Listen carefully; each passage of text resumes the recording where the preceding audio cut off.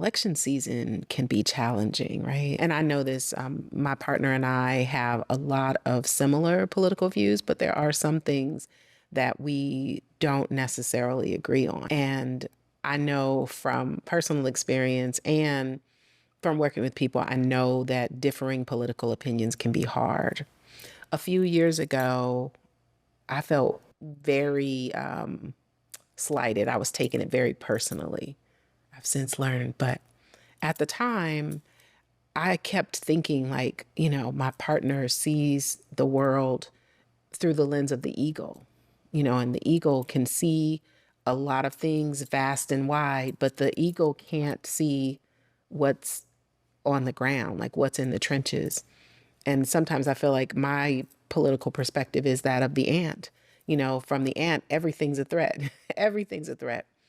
And for the eagle doesn't have any natural predators. So for the eagle, they don't have any, inherent threats. And so that's kind of how I viewed our differing political views.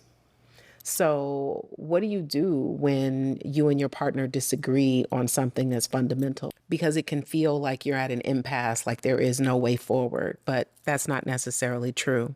See, the way I see it, you have one of two choices. You can decide that your differences are irreparable and that there is no way forward, or you can accept that on that particular thing, and in this case, it could be politics, you just don't agree. Your fear response will tell you that disagreeing on something like politics is an insurmountable obstacle. But that's not necessarily true. The truth is, not all conflicts require resolution. Sometimes there's more value in learning to live with your differences than resolving them. Our conditioning would have us to believe that getting along means agreeing all the time, or at the very least, finding an amicable solution that both parties can live with.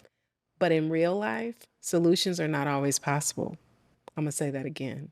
In real life, solutions are not always possible. And real relationships often thrive in shades of gray. But in order to accept the gray, we have to be willing to self-reflect and hold ourselves accountable. We also have to make room for the other person to be their whole, complete, imperfect self so that we can be our beautifully flawed self too. I'm not gonna lie, it's not easy, but anything worth having is worth the effort it takes to have it.